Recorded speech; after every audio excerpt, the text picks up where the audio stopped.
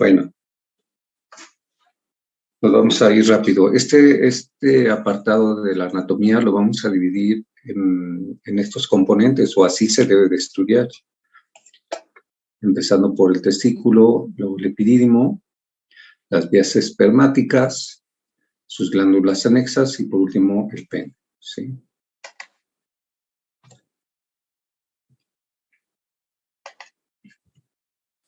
Ahora, vamos a empezar ahí por el testículo. Para tener una idea más clara de la anatomía que involucra al testículo y todas sus capas, tenemos que hacer un pequeño recordatorio. Esta glándula, en su desarrollo embrionario, no está alojada en el escroto, sino que se encuentra en el abdomen, a una altura muy superior, casi por debajo de los riñones. Y conforme va evolucionando su proceso embriológico, el testículo va a migrar desde esta posición,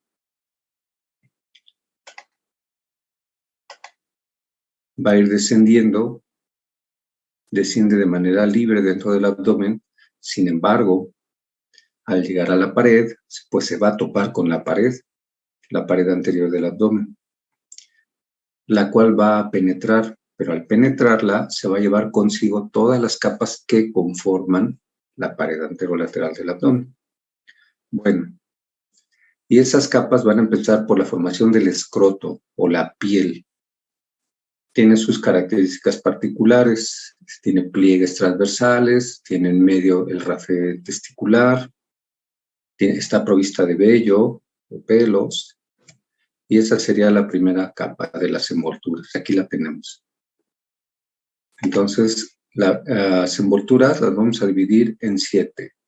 Piel, luego la capa dartos, capa celular subcutánea, fascia espermática externa, el cremaster, fascia espermática interna y la túnica vaginal.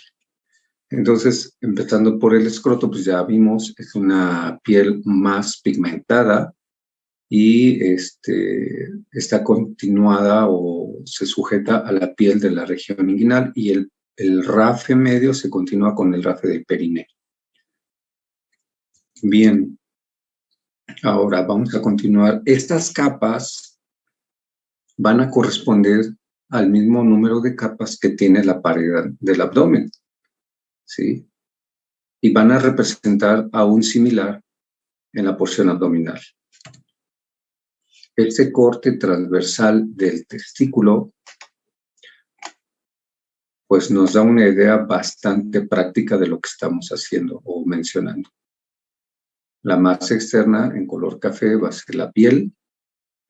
Después viene la capa del dartos, que es una capa formada por tejido muscular liso que cubre más en la pared lateral y en la pared media. Ese dartos se fusiona con el del lado opuesto. Por ahí mencionaba su compañero que iba a ser una de las únicas capas que están compartiendo tanto el testículo derecho como el izquierdo. Luego viene la fascia espermática externa.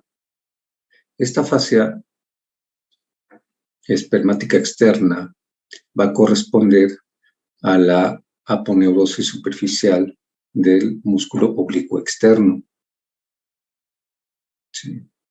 Después viene el músculo cremaster, que está aquí en rojo, va a envolver independientemente un testículo del otro, y son haces musculares que se prolongan hasta el escroto, hasta el testículo, y que van a provenir de los músculos de la región abdominal, el músculo oblicuo interno y algunos del transverso del abdomen.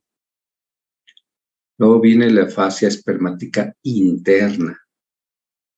Esta fascia espermática interna va a corresponder a la fascia transversalis del abdomen,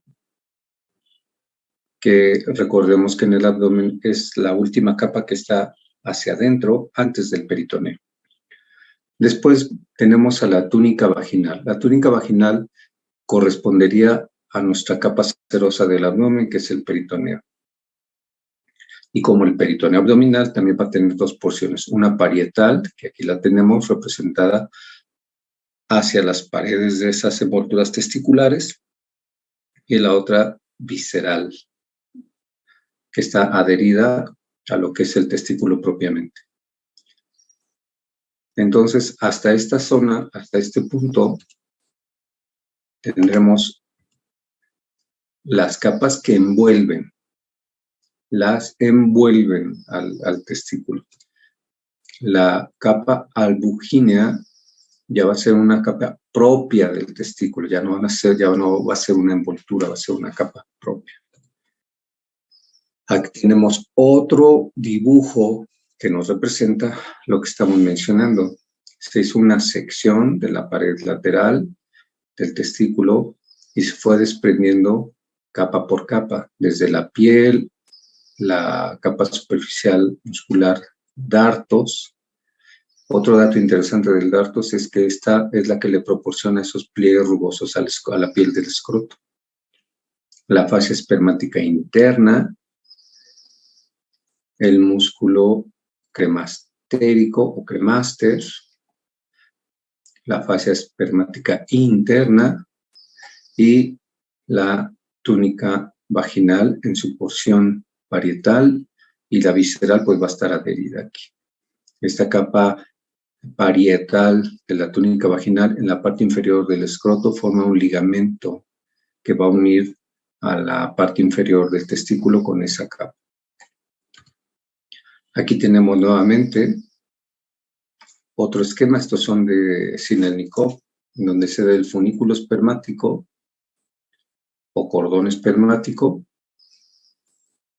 y algunas de las capas que ya están representadas aquí, en especial la túnica vaginal en su porción parietal. Aquí está el ligamento inferior del epidídimo que une la capa parietal con la porción visceral, y toda la capa del testículo y del epidídimo va a estar cubierta por la porción visceral de esa túnica vaginal. Y en este corte que lo presentó su compañero, pues observa las zonas de repliegues o recesos que tiene la misma capa en varios trayectos. Mencionaba mucho el que se forma aquí, que es el seno del epidídimo, pues no es otra cosa más que un repliegue de la túnica vaginal. Bueno, en fin, aquí está el resumen.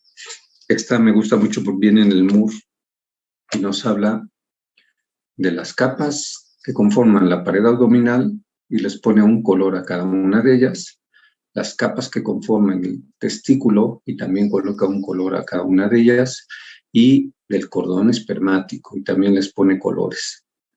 Y si empezamos de arriba abajo, en la pared muscular, en la pared abdominal, vamos a tener a la piel, tejido celular subcutáneo, el músculo oblicuo externo y su fascia, el oblicuo interno, la fascia de la escala superficial o profunda del oblicuo interno, el músculo transverso del abdomen, la fascia transversal y el peritoneo. Al descender el testículo por introducirse en el orificio inguinal interno y hacer su descenso en el conducto inguinal, va a ir arrastrando consigo el mismo número de capas. Entonces vamos a tener que también va a tener piel, como la tenemos acá, va a tener tejido celular subcutáneo y la túnica dartos, que está aquí, representada también en morado, la fascia espermática externa, que va a corresponder a la fascia del oblicuo externo, el cremaster, que aquí lo representa al oblicuo interno, pero también parte del transverso forma esas fibras, la fascia cremastérica o fascia cremastérica, perdón, que viene representada aquí por el músculo oblicuo interno, la fascia espermática interna, que viene siendo la fascia transversal, y la túnica vaginal, que es una dependencia del peritoneo. En el cordón espermático es algo parecido, tiene su túnica del músculo dartos, bueno, va a tener también ahí la cobertura del músculo dartos, la fascia espermática interna, el cremaster, la fascia cremastérica, la fascia espermática interna y el proceso vaginal. Bueno, ahora, en cuanto a su estructura, ya hablamos que el testículo pues, va a tener una forma ovoidea, con una cara lateral, una medial, un borde anterior, un borde posterior. Algunos dicen antero-superior, antero-inferior, posterior-superior, sus bordes. Va a estar coronado en la porción superior y posterior por el epidídimo. Y si le hacemos un corte transversal al testículo, vamos a ver su configuración. Va a encontrarse una gran cantidad de estructuras tubulares muy pequeñitas, separadas por unos tabiques que son una prolongación de esa capa propia del testículo. Acá lo tenemos. También tenemos en esta imagen, vamos a ampliarla. Entonces, esto blanco sería ya la capa propia del testículo, la túnica albugínea o capa albugínea, los septums o tabiques que van a formar esto, y lo que se encuentra entre cada septum se le conoce como lóbulos testiculares. Todos van a converger hacia la porción superior y posterior, llamada mediastino del testículo. Aquí. ¿Ok? Y por arriba de él vamos a encontrar ya los elementos del cordón espermático. Bueno, entonces, pasamos para acá. Las vías espermáticas. Esta es una representación de cómo inician y cómo terminan. Los túbulos seminíferos van a ser los que vamos a encontrar en estas zonas. ¿Sí? Aquí es un dibujo que no se observa bien su representación, acá tampoco, en cuanto a los lóbulos del testículo, pero todos están conformados por estos túbulos seminíferos. Antes de llegar al mediastino del testículo se forman unos túbulos rectos, luego aparece la red testicular o red testis, luego los conductillos eferentes, el conducto eferente del epidídimo y finalmente el conducto deferente. Y aquí está el esquema de Rouvier. Aquí están los tubos seminíferos. Son muchísimos. Él lo hace nada más de manera simple aquí, pero visto al microscopio parece un verdadero laberinto de tubos que confluyen para formar los túbulos rectos, la red testicular, luego los conductos eferentes.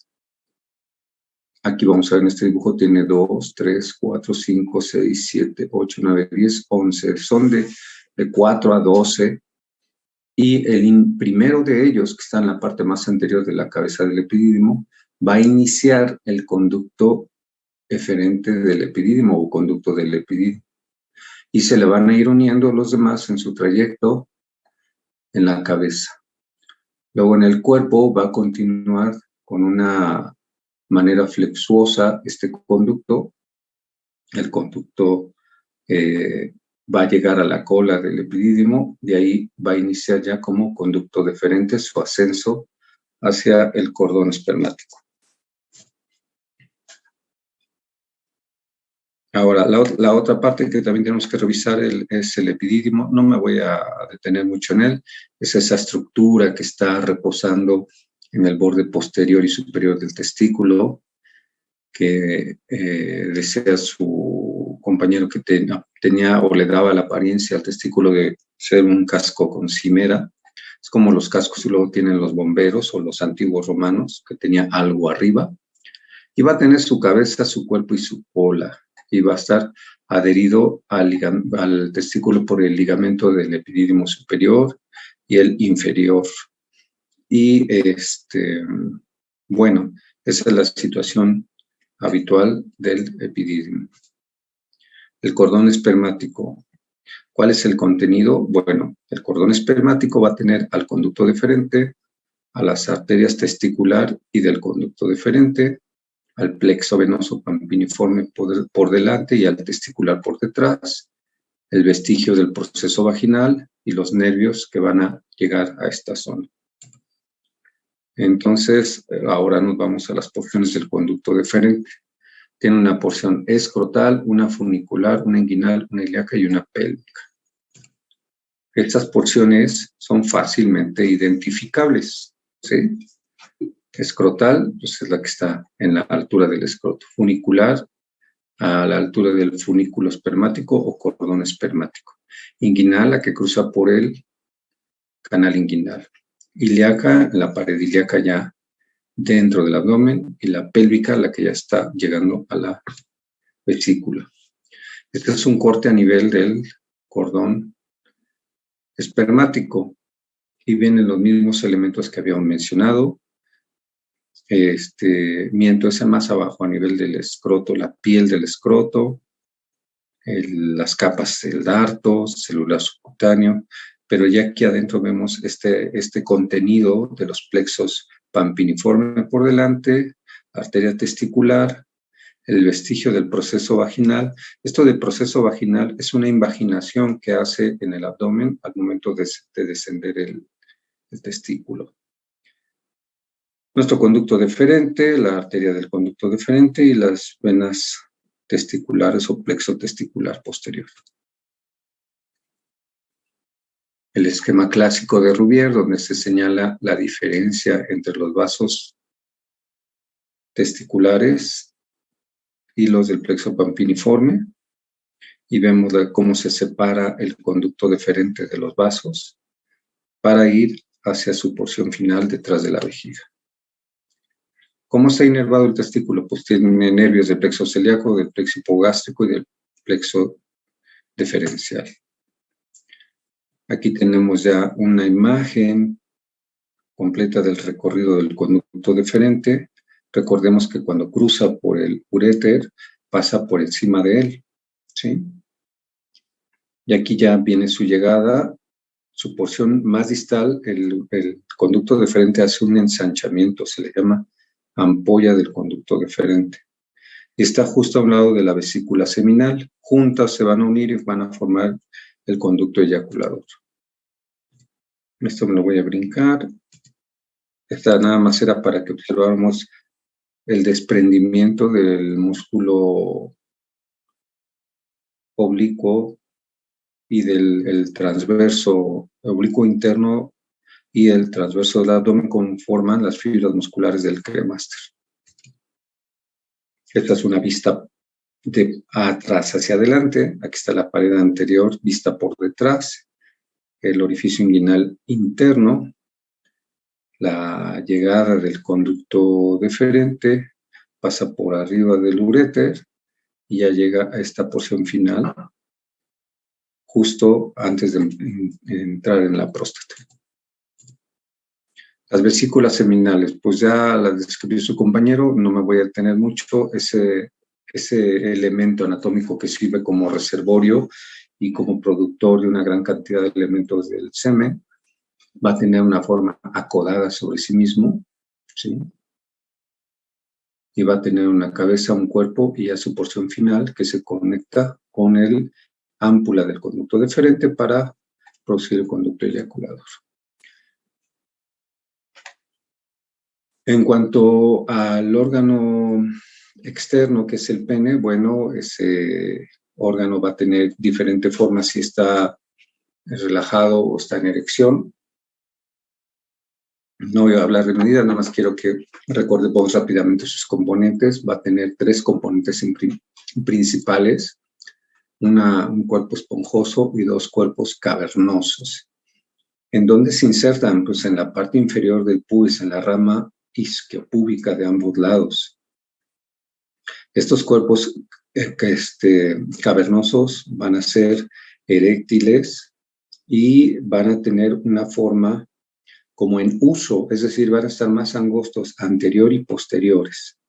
Va a estar unido a la porción de la rama isquiopúbica por un pequeño ensantamiento y por el músculo isquiocavernoso. ¿Ok?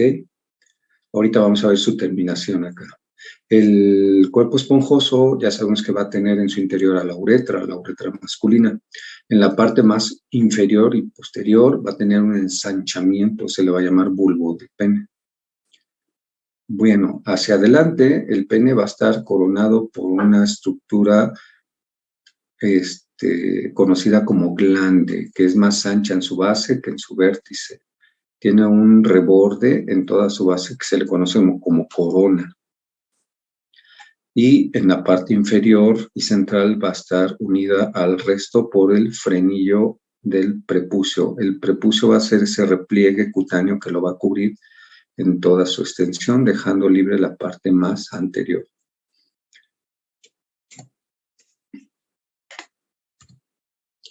Aquí tenemos otra imagen que nos separa un poco el cuerpo esponjoso con la porción uretral. Aquí la vemos claramente. Acá está la uretra.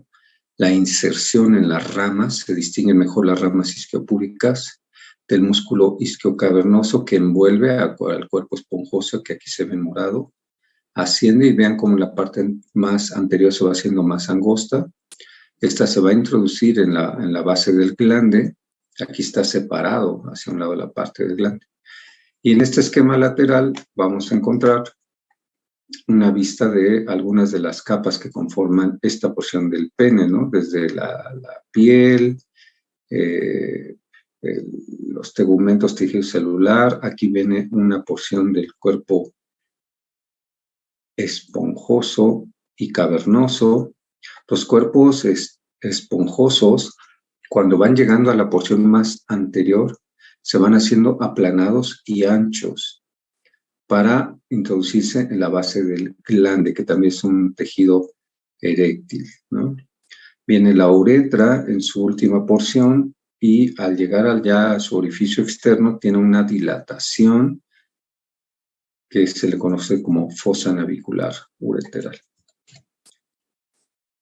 Aquí hay cortes a diversos niveles de lo que es el pene. En la porción más posterior se observan los componentes principales de los dos cuerpos esponjosos. En el texto vamos a encontrar que van a estar unidos en su parte media formando un surco superior y un surco inferior. En el surco inferior se va a encontrar el cuerpo esponjoso y la uretra. En el surco superior van a estar elementos vasculares con la vena dorsal profunda y la vena dorsal superficial. Si nos vamos más hacia adelante y se hace un corte ya a nivel de la mitad del glande, vamos a encontrar que este cuerpo esponjoso que estaba separado ahora va a estar en la parte superior y aquí vamos a encontrar que tiene una forma aplanada y abajo de ella vamos a encontrar el cuerpo cavernoso separado y abajo la uretra. ¿Ok? Se distingue muy bien el prepucio, la corona del glande y el surco que existe entre la piel y la corona del glande, que se le conoce como surco balano prepucial. En la parte inferior, el frenillo del prepucio. Bien, pues con este repaso rápido vamos a dar por terminado esta. Comenzaremos con algunos temas que nos falta ver. Creo que viene fimosis. ¿A alguien le tocó fimosis? A mí, doctor, pero creo que antes está el tema de varicocele. Bueno, varicocele y fimosis, pero si no está el de varicocele, prepárate el de fimosis, ¿sí? Y ya posterior a esto empezamos con aparato reproductor femenino. Nos vemos mañana. Adiós.